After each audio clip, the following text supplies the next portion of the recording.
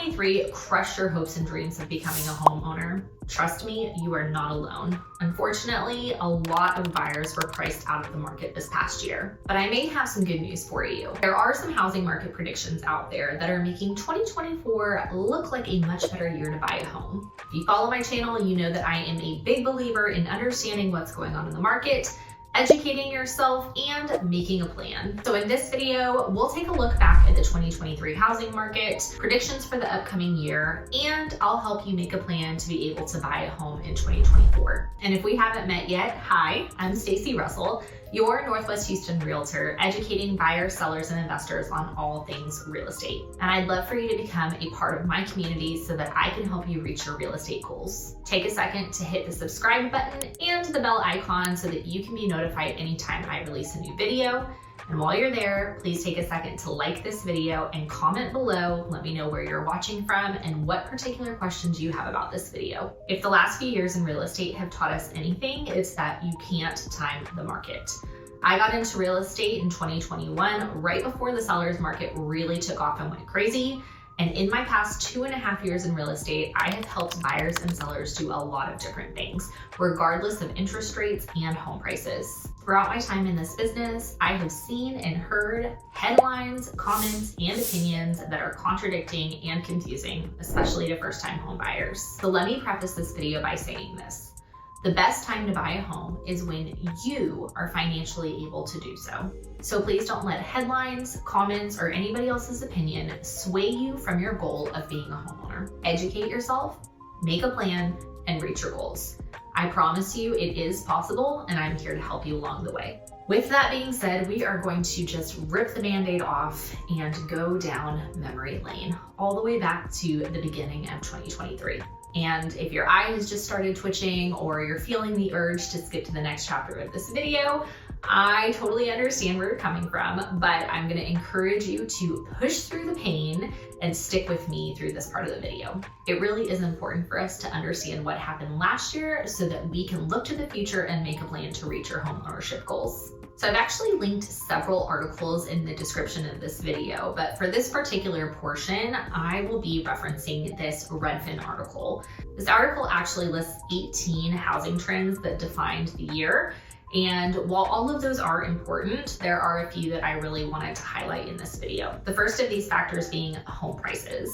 As we know, home prices reached near record highs due to a very strange combination of low supply and low demand. According to this article, the US median sales price peaked at $425,000, which is just below the 2022 high of $433,000. However, when you average over the entire year, 2023's average median sales price was higher than any other year in history, rising from $407,000 to $409,000. The second point I want to highlight talks about interest rates and inflation.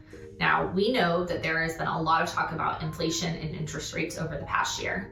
Many people have really felt the effects of prices going up on gas, groceries, and insurance premiums. This article actually reports that the prices of goods and services rose 6.6% year over year in February. Now, this is just below 2022's high, and it's actually the second highest inflation level since August of 1982. Because inflation remained high, we saw a rise in interest rates and a rise in mortgage rates. Obviously, the Fed began to raise interest rates to combat inflation, and over 2022 and 2023, the Fed raised rates 11 times before we finally saw a rate decrease in December of 2023. The record inflation pushed the 30-year fixed mortgage rates past 8% for the first time since the year 2000.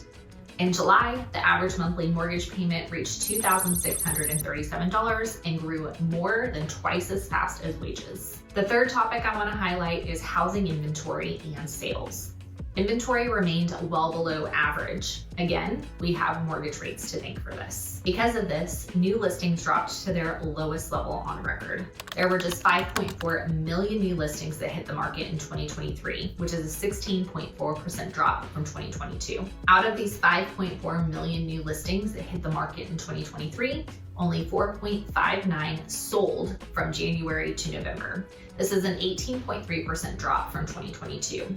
Days on market also increased to an average of 37 days, which is 10 days more than they were in 2022, and 15.3% of listings experienced price drops. Now, let's shift our energy from 2023 to the 2024 housing market predictions. And I'm really hoping that this portion of the video gives you some hope that home ownership is possible for you in 2024. Before we get into these predictions, it's really important for you to know that they are just predictions. We have no way of knowing exactly what will happen in 2024, but there are expert economists from Forbes, Redfin, Zillow, and NAR that I have linked in the description that have data on what 2024 will look like and why it seems to be a better year for real estate. So I'm going back to highlighting those few key factors, the first of which being home prices.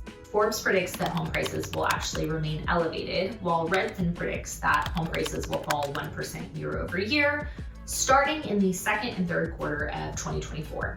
The second factor is mortgage rates. Forbes actually predicts that mortgage rates will remain about the same until the Fed implements cuts to the federal funds rate. Redfin predicts that the Fed will likely keep interest rates at their current level, and that we'll actually see some changes in the second and third quarter of 2024. The third prediction surrounds more listings hitting the market and more home sales. Forbes predicts that the supply level will remain tight for the foreseeable future, but that the number of new construction homes will increase the amount of inventory. NAR actually gives us a number, predicting 4.71 million existing home sales in 2024. I really encourage you to read all of these articles and different reputable sources so that you can be in the know about the predictions that could happen in 2024.